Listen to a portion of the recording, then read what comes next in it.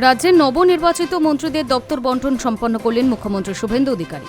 মঙ্গলবার নবান্নে দীর্ঘ বৈঠকের পর কোন মন্ত্রীকে কোন দপ্তর দেওয়া হবে সেটা চূড়ান্ত করেন মুখ্যমন্ত্রী। সরকারি ঘোষণা না হলেও সূত্রের দাবি মুখ্যমন্ত্রী নিজের হাতে স্বরাষ্ট্র সহ একাধিক গুরুত্বপূর্ণ দপ্তরে থাকছেন। তিনি আইন, বিদ্যুৎ এবং ভূমি ও ভূমি রাজস্ব দপ্তর নিজের হাতেই রাখছেন। অন্যান্য মন্ত্রীদের মধ্যে বিজেপির পুরনো মুখ স্বপন দাশগুপ্ত পেতে পারেন অর্থ দপ্তরের দায়িত্ব। বর্ষিয়ান বিধায়ক তাপস রায় পেতে পারেন শিল্প ও বাণিজ্য দপ্তর। পরিবর্তনের বাংলায় এই দুই গুরুত্বপূর্ণ দপ্তরে দলের দুই অভিজ্ঞ ও বিশ্বস্ত মুখে ভরসা রেখেছেন মুখ্যমন্ত্রী শুভেন্দু অধিকারী। স্বাস্থ্য মন্ত্রকের মতো গুরুত্বপূর্ণ দপ্তরের দায়িত্ব যাচ্ছে ডক্টর শারদত্ত মুখোপাধ্যায়ের হাতে। নবান্নের সূত্রে তেমনটাই খবর। নোয়াপাড়ার বিধায়ক তথা ব্যারাকপুরের প্রাক্তন সাংসদ অর্জুন সিংকে দেওয়া হচ্ছে পরিবহন ও শ্রম দপ্তরের দায়িত্ব। শুভেন্দু অধিকারীর আমলে শিক্ষা দপ্তরকে আগের মতো দুভাগে ভেঙে দেওয়া হয়েছে।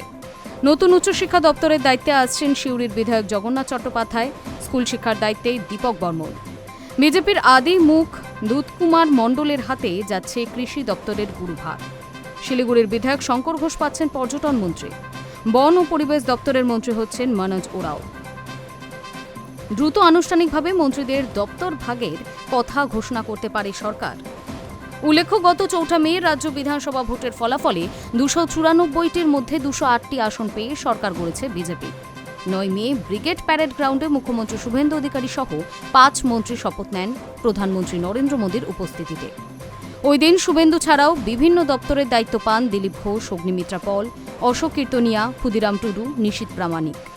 পরে ১ জুন লোকভবনে শপথ নেন আরও ৩৫ জন মন্ত্রী। তারপর গত এক সপ্তাহ কে কোন দপ্তর পাবেন তাই নিয়ে জল্পনা ছিল।